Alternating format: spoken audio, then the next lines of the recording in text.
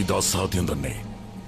ദേവേന്ദ്രന്റെ ആജ്ഞപ്രകാരം ഒരു ചെറിയ ഗ്രാമം നശിപ്പിക്കാൻ കഴിഞ്ഞില്ലെങ്കിൽ അദ്ദേഹം കോപിക്കാതിരിക്കില്ല.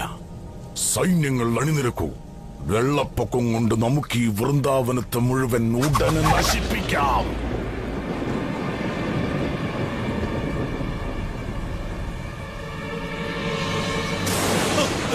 മഴയിൽ നിന്ന് തൽക്കാലം നമ്മൾ രക്ഷപ്പെട്ടു.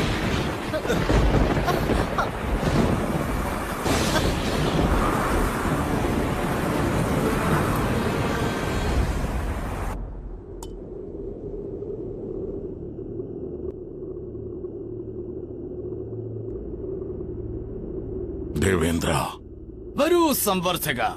താങ്കൾ ഒരുപാട് ക്ഷീണിച്ചിരിക്കുന്നു. ഇരിക്കൂ, ഇരിക്കൂ. അവിടെ നടന്നതിനെ പറ്റി പറയൂ, ഞാൻ കേൾക്കട്ടെ. നിന്റെ പേമാരിക്ക് ശേഷം വൃന്ദാവനത്തിൽ എന്തെങ്കിലും ബാക്കിയുണ്ടോ?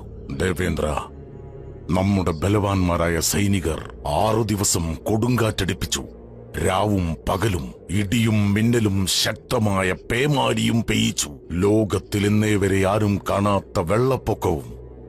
നന്നായി, വളരെ നന്നായി. ഇപ്പോൾ വൃന്ദാവനത്തിൽ ഒന്നും ബാക്കിയുണ്ടാവില്ലല്ലേ?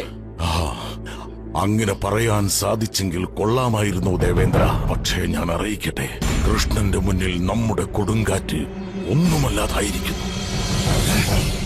എന്റെ സൈനികർ ഒരു സാധാരണ ബാലന്റെ മുമ്പിൽ ഒന്നുമല്ലെന്നോ? അവൻ ഗോവർദ്ധന മലയെ തലയ്ക്ക് മുകളിൽ ഉയർത്തിക്കൊണ്ട് വൃന്ദാവനത്തിലെ ജനങ്ങളെ സ്മരിക്കുന്നു, കൂടാതെ അവരുടെ മൃഗങ്ങളെയും. അപ്പോൾ നിന്റെ കണ്ണിനെന്തോ കുഴപ്പം സംഭവിച്ചിരിക്കുന്നു. 6 ദിവസത്തെ ഇടിയും മിന്നലും കാരണം കാഴ്ച നഷ്ടപ്പെട്ടിരിക്കുകയാണ്. എന്റെ വാഹനത്തെ കൊണ്ടുവരൂ, ഐരാവതത്തെ. ഞാൻ തന്നെ നേരിട്ട് പോയി കാണട്ടെ വൃന്ദാവനത്തിൽ എന്താണ് സംഭവിച്ചിരിക്കുന്നതെന്ന്.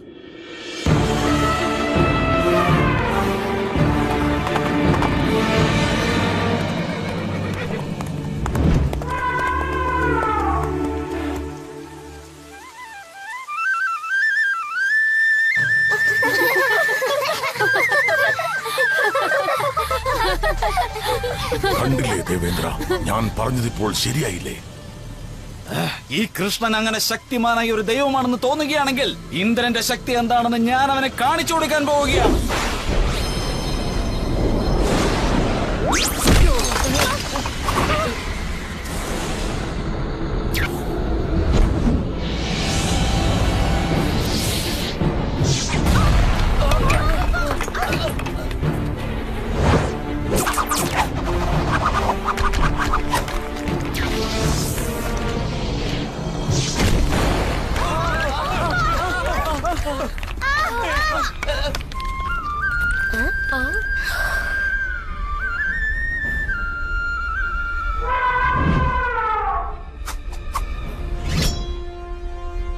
നിനക്ക് ഇന്ദ്രന്റെ കോപത്തിൽ നിന്നും രക്ഷപ്പെടാനാവില്ല.